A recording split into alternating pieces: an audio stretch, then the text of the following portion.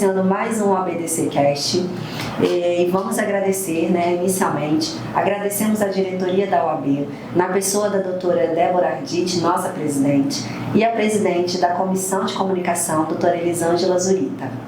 Eu, doutora Leidiane Martins, representando a Comissão de Mentoria Jurídica, recebo hoje a doutora Débora Ren, vice-presidente da Comissão de Direito do Trabalho, onde iremos abordar o tema de limbo previdenciário, aspectos trabalhistas e previdenciários. Seja bem-vinda, doutora. Muito obrigada.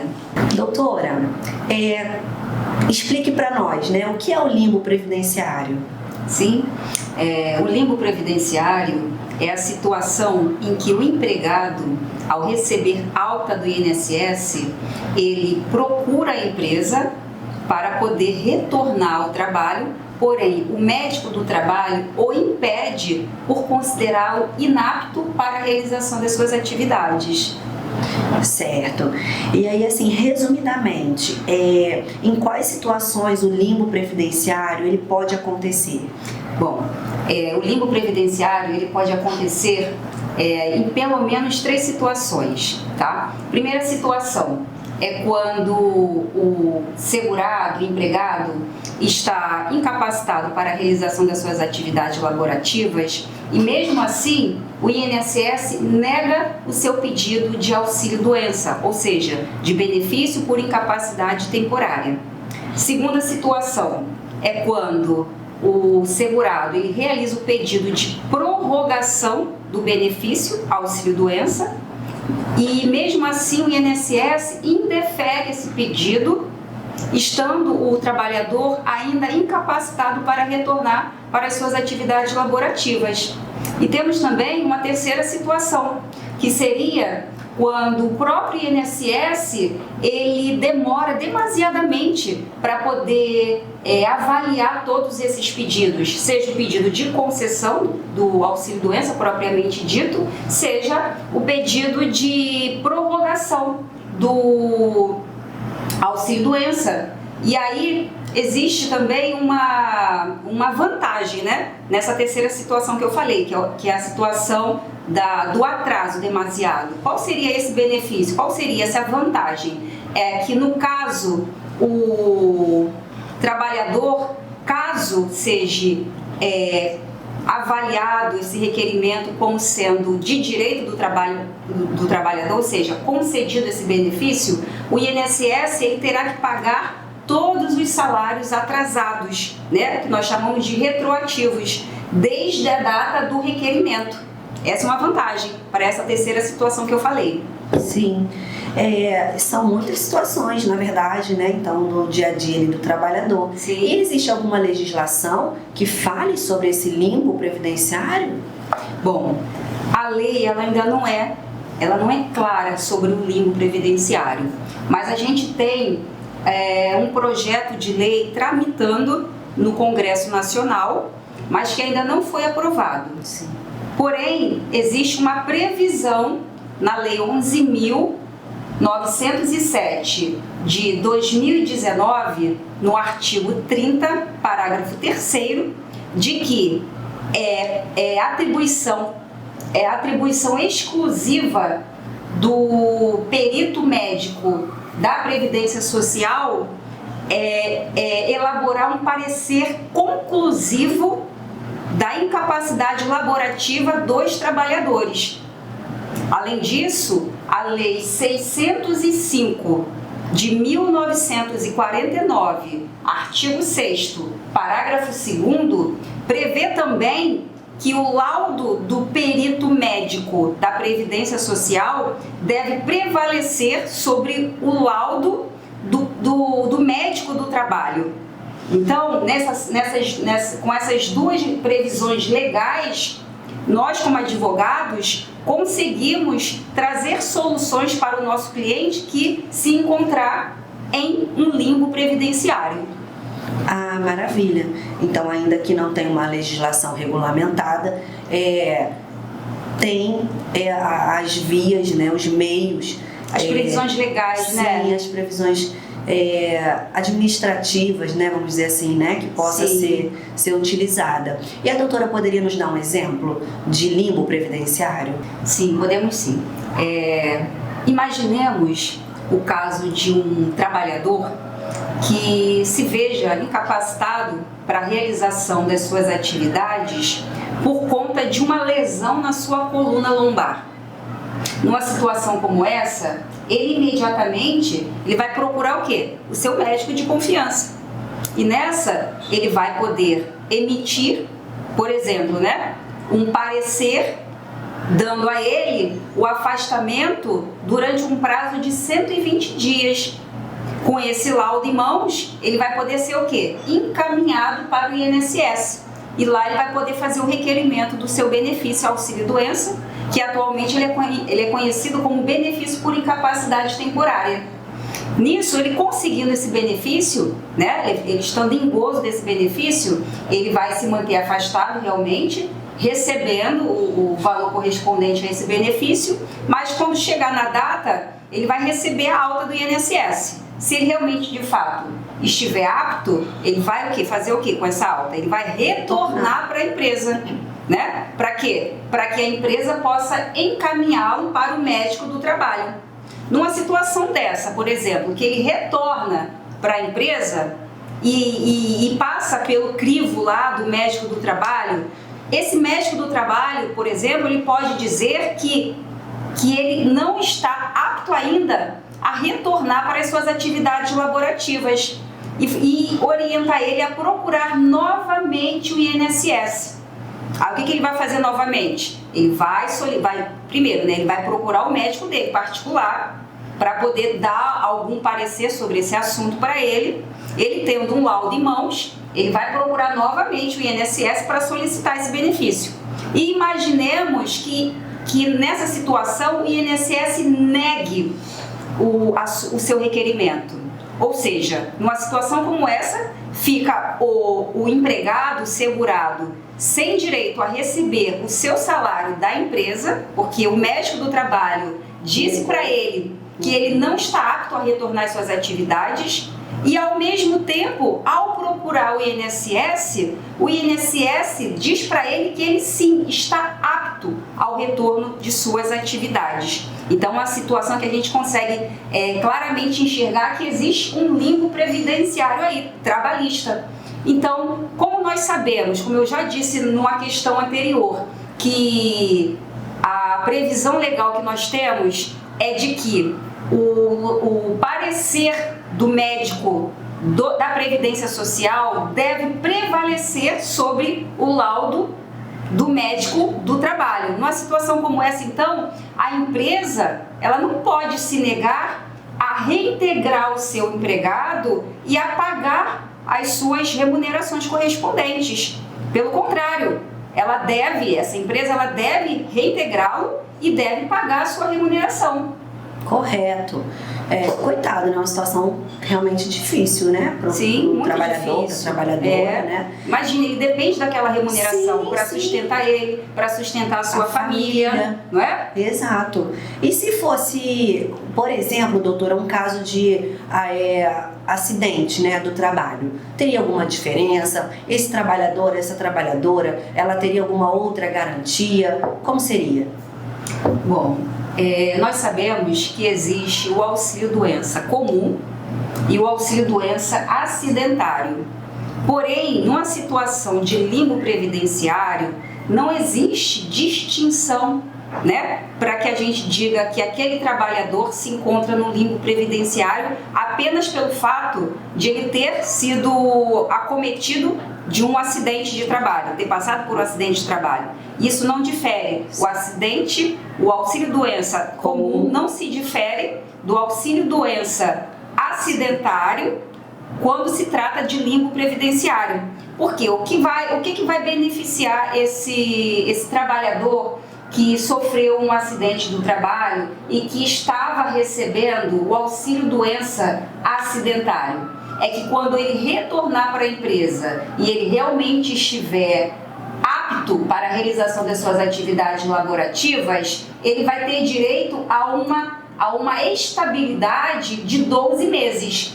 E numa situação em que ele for demitido antes de completar esses 12 meses de estabilidade, ele terá direito a receber uma indenização correspondente a esse período.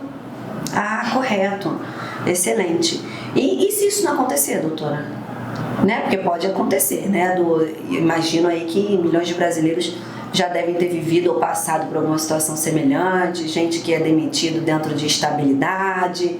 O que a doutora recomendaria nesses casos? Olha, gente, eu recomendaria seriamente a você que se encontra numa situação como essa, de ter sido demitido e não ter recebido a indenização correspondente, que você procure um advogado especialista em direito do trabalho e em direito previdenciário para te dar todo o suporte necessário e assim você consiga receber todos os seus direitos. Maravilha. Doutora, perguntinha que não quer calar. E se realmente o empregado estiver incapacitado, né, para desenvolver, para exercer suas atividades, como a empresa, o empregador deve proceder? Bom, primeiramente, o empregado ele deve apresentar o recurso administrativo junto ao INSS ou ajuizar a ação judicial na Justiça Federal para conseguir o benefício propriamente dito ou o restabelecimento do auxílio-doença. E enquanto ele aguarda esse resultado, a empresa ela deve pagar toda a sua remuneração durante esse período de espera. E também a empresa, ela poderá solicitar junto ao INSS o reembolso de todos esses valores caso o benefício seja realmente concedido para o empregado. Ah, maravilha! Então, quando o empregado estiver no limbo, a empresa primeiro deve reintegrar esse empregado. Se ela não fizer isso, ela paga mesmo assim o salário. Né? Sim, ela deve pagar. Ela tem essa obrigação. A orientação é que ela pague, né, todo esse valor até que seja concedido, até que seja dado, na verdade, a resposta, seja no recurso administrativo junto ao INSS, né, porque ele apresentou aquele recurso, seja em relação à ação judicial, se ela foi julgada procedente ou não. Né? Então, enquanto ele aguarda esse resultado, a empresa ela deve sim pagar toda essa remuneração durante esse período. Ah, correto. E para que todos que nos assistem, né, possam saber como o empregado ele pode sair do limbo previdenciário? Bom, como eu acabei de dizer, né, na pergunta anterior, primeiramente, esse empregado ele deve apresentar o recurso administrativo para poder ter restabelecido, né, esse benefício, ou também ele pode ajuizar a ação, né, na esfera federal para ele conseguir o quê? A obtenção do auxílio-doença ou o seu próprio restabelecimento caso ele tenha sido cessado e ele ainda tenha o quê? A incapacidade laborativa para exercer suas atividades. Fora essa situação, em que outra situação ele poderia também sair do limbo previdenciário? Seria numa situação de ele mesmo ajuizar a reclamação trabalhista para quê? Para que ele consiga a sua reintegração dentro da empresa e que também ele consiga receber toda a sua remuneração durante esse período em que ele aguarda o resultado tanto do recurso administrativo quanto da ação judicial propriamente dita. Doutora, a título de prevenção mesmo, né? Agora já pensando pelo lado do empregador, da empresa, como pode prevenir o limbo? Sim, pelo fato de a empresa possuir as melhores condições para se evitar um limbo previdenciário, ela pode agir de 4 formas. Quais seriam elas? Primeira, ele deve reintegrar aquele empregado assim que aquele empregado receber alta do INSS.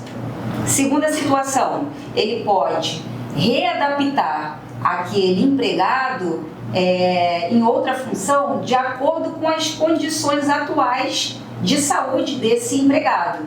Terceira situação, ele pode também manter esse empregado em repouso até a sua recuperação total pagando a sua remuneração normalmente. E numa quarta situação, ele pode também obter uma declaração desse empregado se negando a retornar para as suas atividades laborativas por se considerar inapto para o exercício delas. Sim. E aí me vem à mente agora assim, essa declaração dele se recusando, né, a voltar ao trabalho, ela poderia de alguma forma ser anulada judicialmente, né? Por exemplo, né, se o empregado entender que essa declaração ela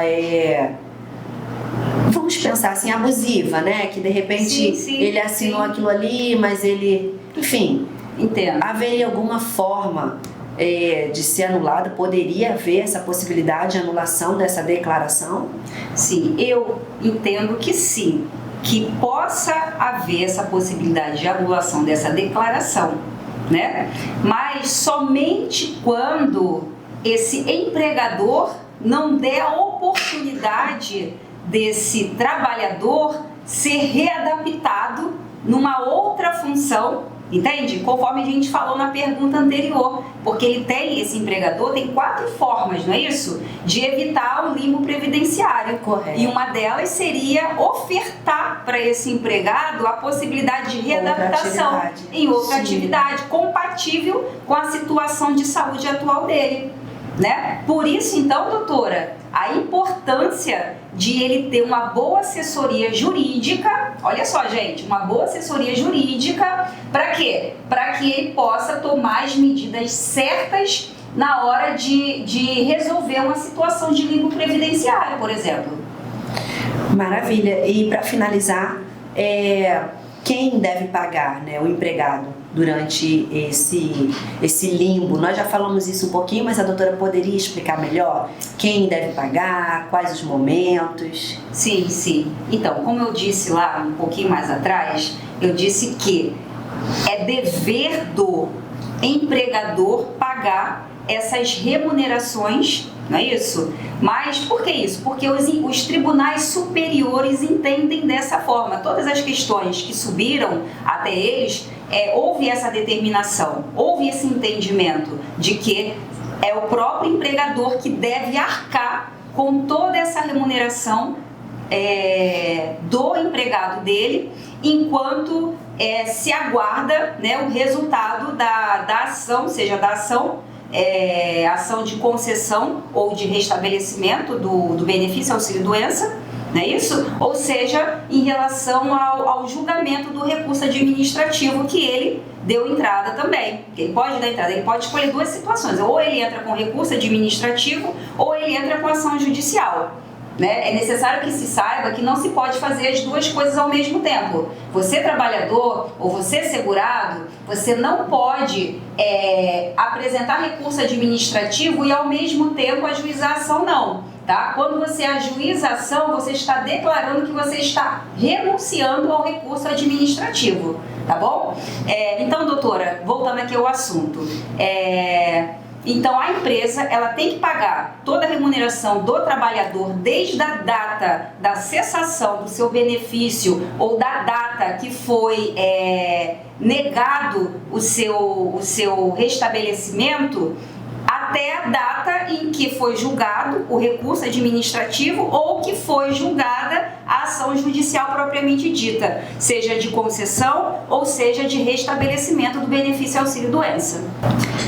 Chegamos ao final de mais um ABDC Cast e agradecemos novamente a presença da doutora Débora Reim, representando aqui a Comissão de Direito do Trabalho, né, da nossa OABDC. Agradecemos as empresas patrocinadoras, Zurita Real Estate e Joint Agency, inclusive, né, na pessoa da equipe que está aqui presente, nos bastidores, conosco.